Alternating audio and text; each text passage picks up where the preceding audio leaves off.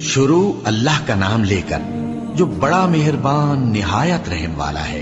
अलिफ लाम रा, ये वो किताब है जिसकी आयतें जची तुली हैं। फिर ये कि अल्लाह हकीम और खबीर नाजिल करने वाले की तरफ से बतफसील बयान की गई हैं। उसका पैगाम यह है कि अल्लाह के सिवा किसी की इबादत न करो और मैं उसकी तरफ से तुमको डर सुनाने वाला और खुशखबरी देने वाला हूं। और यह कि अपने परवरदिगार से बख्शिश मांगो और उसके आगे तौबा करो, वो तुमको एक वक्त मुकर्रर तक मताए नेक से बहरामंद करेगा और हर लायक फजीलत को उसकी फजीलत देगा। और अगर रूगर्दानी करोगे तो मुझे तुम्हारे बारे में क़यामत के बड़े दिन के अजाब का डर है। तुम सबको अल्लाह की तरफ लौट कर जाना है और वो हर चीज पर कादिर है। देखो, ये अपने सीनों को दोहरा करते हैं ताकि अल्लाह से छुप जाएं।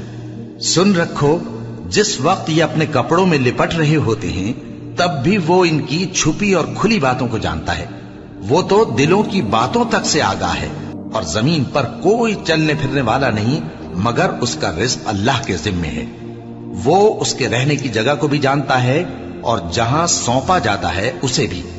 ये सब कुछ किताब रोशन में लिखा हुआ है। और वही तो है जिसने आसमानों और जमीन को 6 दिन में बनाया और उस वक्त उसका अर्श पानी पर था। तुम्हारे पैदा करने से मकसूद ये है कि वो तुमको आजमाए कि तुम में अमल के लिहाज से कौन बेहतर है।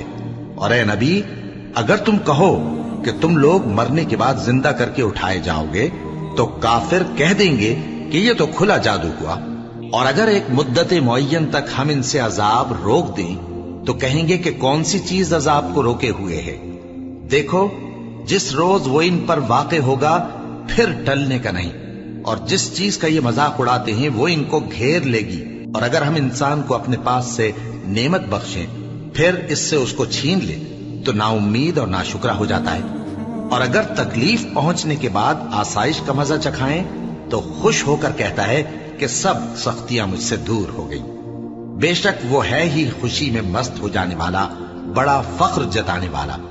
हां, जिन्होंने सब्र किया और अमल नेक किए यही हैं जिनके लिए बख्शिश और अजर अजीम है। तो शायद तुम कुछ चीज वही में से जो तुम्हारे पास आती है छोड़ दो और इस ख्याल से तुम्हारा दिल तंग हो कि काफिर ये कहने लगे कि इस पर कोई खजाना क्यों नहीं नाजिल हुआ या इसके साथ कोई फरिश्ता क्यों नहीं आया।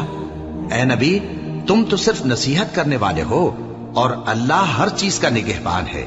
क्या ये लोग कहते हैं कि इसने कुरान खुद बना लिया है? कह दो कि अगर सच्चे हो तो तुम भी ऐसी 10 सूरतें बना लाओ और अल्लाह के सिवा जिस जिस को बुला सकते हो बुला भी लो। बस अगर वो तुम्हारी बात कबूल न करें तो जान लो कि ये कुरान अल्लाह के इल्म से उतरा है और ये कि उसके सिवा कोई माबूद नहीं। तो क्या तुम लोग इस्लाम लाते हो? जो लोग दुनिया की जिंदगी और उसकी ज़ेब ज़ीनत के तालिब हों, हम उनके अमाल का बदला उन्हें दुनिया ही में दे देते हैं और उसमें उनकी हक तलफी नहीं की जाती। ये वो लोग हैं जिनके लिए आखिरत में आतशे जहन्नम के सिवा और कुछ नहीं। और जो अमल उन्होंने दुनिया में किए सब बर्बाद और जो कुछ ये करते रहे सब जाया हुआ।